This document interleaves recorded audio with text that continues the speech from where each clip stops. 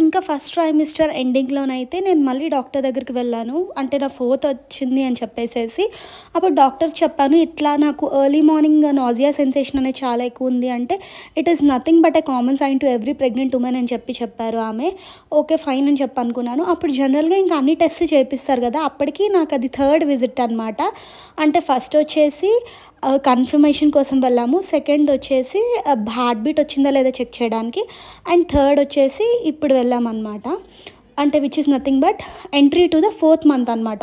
So, అప్పుడు ఆమె ఏం చేసిందంటే, అంటే లైక్ అన్ని టెస్ట్స్ ఉంటాయి కదా!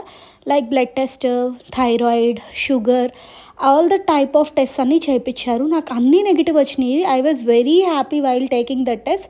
కాకపోతే ఇక్కడే ఒక ట్విస్ట్ ఉంది. థైరాయిడ్ నాకొచ్చి పాజిటివ్ వచ్చింది. నేనైతే ఫుల్లీ షాక్ అయిపోయాను. నేనసల ఎక్స్‌పెక్ట్ చేయలేదు వస్తది అని చెప్పేసేసి. వాట్ డాక్టర్ సెడ్ అనేది నెక్స్ట్ వీడియోలో చూసేయండి.